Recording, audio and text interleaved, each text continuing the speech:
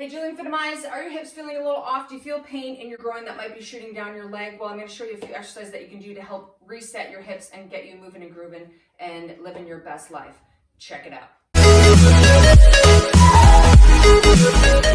So the first exercise we're going to do is a mobilizer stabilizer for your hips. So you're going to need a band, a scarf, a towel, something that you can use to move your hip around. So what you're going to do is you're going to put the band right around your foot or the towel or whatever you have. You're going to lay on your back. What I want you to do is you're going to focus on stabilizing the one leg that's not around the band. You're going to focus on pushing this hard into the floor and not letting this side of your hip move.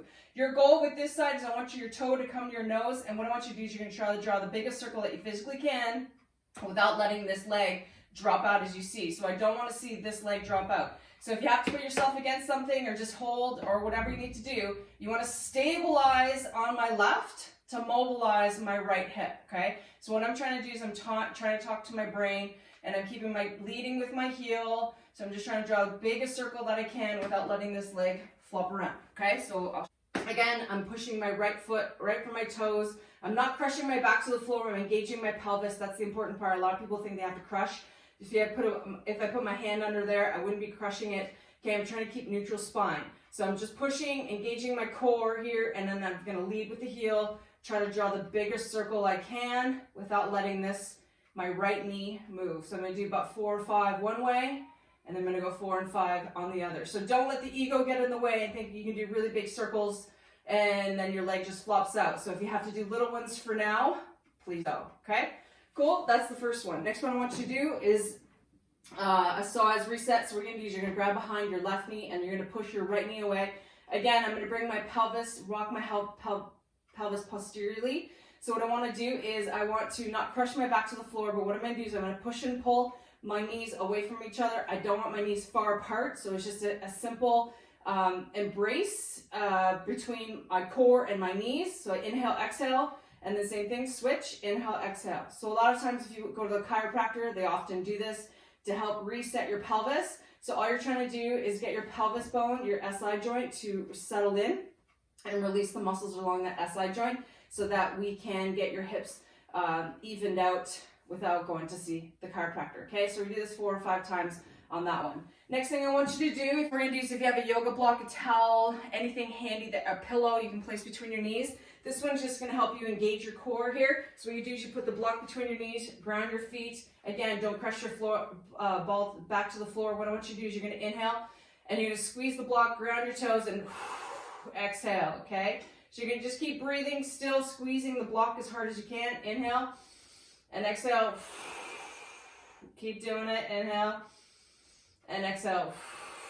Okay, let it go. Okay, if you're only feeling this in your inner thighs, we want to feel it in your lower core, so you may have to adjust your pelvis so that you can feel this. Glute bridge. Push your hands hard into the floor. Ground your toes. What you're gonna do is you're gonna inhale, brace your lower abs, and you're gonna lift your bum. Inhale or exhale on the way up, inhale on the way down. So blow out, squeeze your bum and your abs, and down.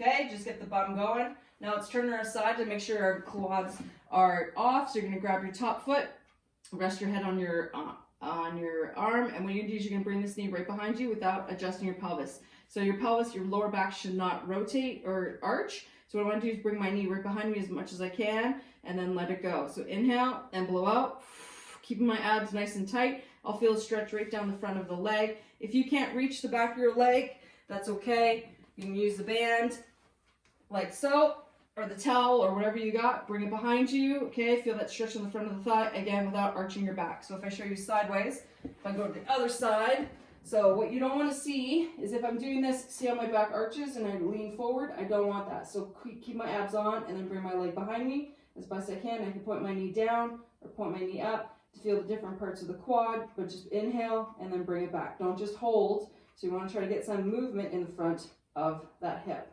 okay? Cool. Next one I want you to do is that kind of same position.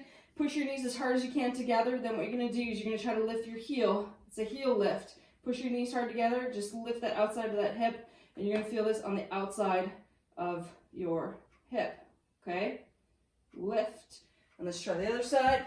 So again, How many is really up to you. I'm just showing you a whole bunch of different moves that you can do to help you stabilize and mobilize your core, to get your hips moving, to take away any pain that you may be feeling in your hip, to so your hips can mobilize and your core can stabilize. All right, so that's the external hip. Now let's go ahead and sit up. Then we're gonna do what's called the ticktock. So keeping your hands locked behind you, drop your knees down to the floor. So from the knee to the heel, try to push them both down to the floor. You might feel a stretch on the outside. If you feel it anywhere else other than here, you may need to adjust your position. Try not to make sure the knee is like way up here. You wanna keep the heel and the knees try to point to each other, and then we're gonna flip to the other side. Again, see how my knee is pointing to my heel, and I switch to the other side. Push down, push, push, push, push, push, push. Inhale, exhale. The push is the key, so we're gonna stabilize the inside, outside of that hip. Again, down, push down, push down, push down. From the shin bones, go down, okay? Now what I'm gonna do is you're gonna drop to the side, drop to your elbow, and reach behind you. Go ahead and reach. Drop it on over to the other side, and reach. Good, you're gonna feel a nice stretch down the sides of your back.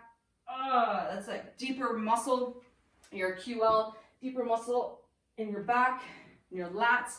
One more, reach. You can change your position, reach up high, low, whatever. You just feel a nice stretch right down that side. And again, when you're doing this, your shin bone is pushing down into the floor as I reach. So I'm stabilizing from the hip down to mobilize my upper body here. Okay, good. So go ahead and give those moves a try. Again, how many sets and reps is completely up to you. Just do about 3 to 5 is what I've been doing. You can follow along as quick as I did, or just take your time with each one. But those will definitely help you stabilize the core and get mobilization in your hips to help alleviate any pain that you may be having running down the groin and affecting how you walk and how you live your day. I inspire movement because aging doesn't have to be painful. Make sure you hit the like button. And if you haven't done so already, please subscribe to my YouTube channel. I'd love the love and support to keep doing these videos. Thanks so much for watching. I'm Julie from Fitimize, optimizing you one movement at a time. Thanks so much and have a great day.